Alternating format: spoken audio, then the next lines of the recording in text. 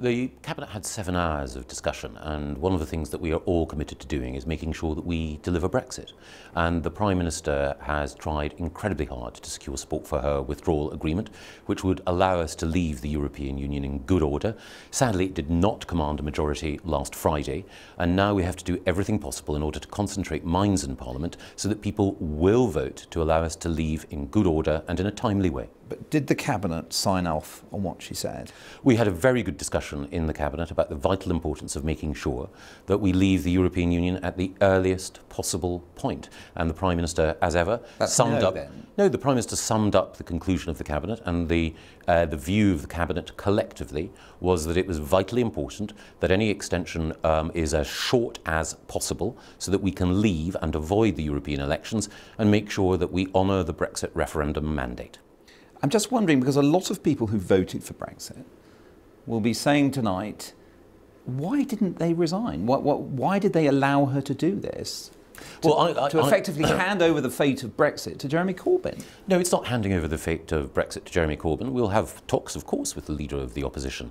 But what we're really doing is making sure that concentrated minds in Parliament have a chance to focus on the options in front of us. I campaigned to leave the European Union. I want us to leave the European Union at the earliest possible point.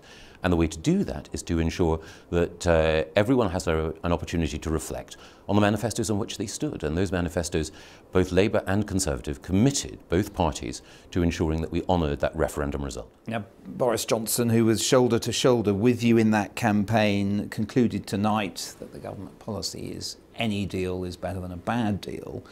That seems to have been your guiding philosophy for some time in this.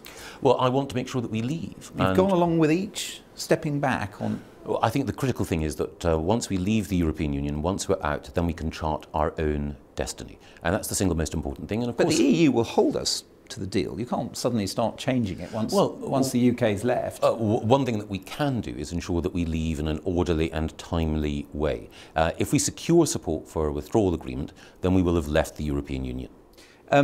Nick Bowles, former colleague, has described this as the worst cabinet in history, probably.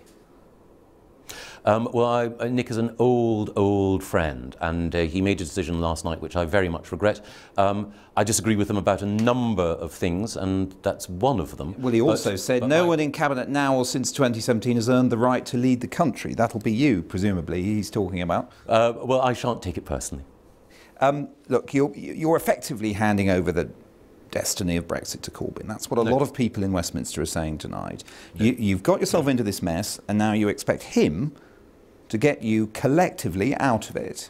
No, what we need to do is to recognise that there's been no majority in the House of Commons yet for a means of leaving the European Union, even though an overwhelming majority of MPs were elected on manifestos that committed them to leaving. So we need to concentrate minds. And of course, in talking to the Leader of the Opposition, we have an opportunity to make sure that he honours page 24 of his manifesto and that we leave. And of course, of all of the options that we've had so far, the one that has commanded the largest support, though not yet a majority, is the Prime Minister's withdrawal agreement.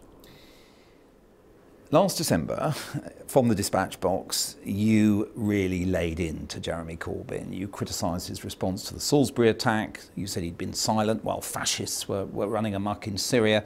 And then you added, how can we possibly expect him to stand up for us in European negotiations? Quite. But this man's view of Brexit will now inform the government's next steps. Well, we need to secure a majority in the House of Commons. That is the straightforward fact. And of course, we need to ensure that we confront and deal with the consequences of the House of Commons not yet having secured a majority. Look, I'm absolutely convinced that Jeremy Corbyn would be a disaster as Prime Minister of this country. But I also think that it's really important that we make sure that everyone in the House of Commons has a chance to reflect on the options and make sure that we can leave the European Union. And you're giving up on the DUP and the wilder fringes of the Conservative Party now, are you? Well, I dispute the use of phrases like wilder fringes. I'm not giving up on anyone. I think it's important that we all, as the Prime Minister said, reflect on the need as a nation to come together and to honour the referendum result. And my own view is that the Democratic Unionist Party, our confidence and supply partners, are people whose future role in making sure that we leave the European Union as one united kingdom is critical. There's no point inviting Corbyn in, and I'm sure you'd accept this, unless you're going to move. Unless some red lines are going to get smudged and dissolved. Customs union, closer relationship with the single market. Are you ready for that sort of stuff? Let's see what happens in those conversations, and let's not preempt. The Prime Minister has been clear that she's inviting the Leader of the Opposition in, wants to talk, but also that what we need to do is to get, if at all possible, an agreed position. And that means that the Prime Minister will consider in those talks how we can ensure that we get the best means possible of leaving. My own preference has always been clear. I argue that we should leave the single market and also the customs union. It's now for everyone in Parliament to reflect on how we can make sure that we can leave the European Union at the earliest possible date. You've got a complex political negotiation now to enter with the Labour Party, then possibly to put through more votes in the Commons to find a preferred way through, whether it'll command a majority. And you've got a week to do it. Yes. You've basically got a week until the UK falls out. I mean, this is far too late, isn't it, to be doing this? Well, ideally, you're right. We would have secured an agreement before now to leave the European Union on March the 29th. That was always my hope. That's how I've consistently voted in the House of Commons. But without a majority in the House of Commons, then we haven't been able to secure our departure. And the Prime Minister is seeking now to ensure that everyone recognises that we all have to live up to our responsibilities to honour that referendum mandate. But even in January, people in Brussels were saying to us as journalists, the way ahead is to engage the Labour Party and shift on the red lines. It's been obvious for months that's been the way to go. And this Prime Minister has declined to do so until there are literally days left on the clock. Well, actually, the Labour Party has been engaged, and it is important that we talk to colleagues across the House of Commons in order to ensure that we live up to our responsibilities. And, of course, it's critical that we all recognise that we have a democratic duty to come together and to ensure that we leave the European Union and we honour the mandate. Last question. For those people tonight, and there are quite a lot of them, as you know, in your party, who are saying Brexit's been betrayed, we're going to accept an unacceptable degree of influence, whether it's by entering into a customs union. You say it's too early to nail down that sort of detail. What's your message to them? Why have you gone along with this? Because I want us to leave the European Union. I want to make sure that we, as a House of Commons, vote to leave the EU.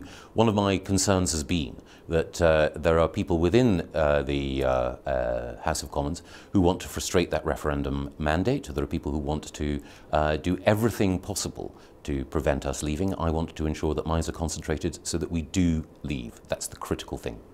Thank you very much.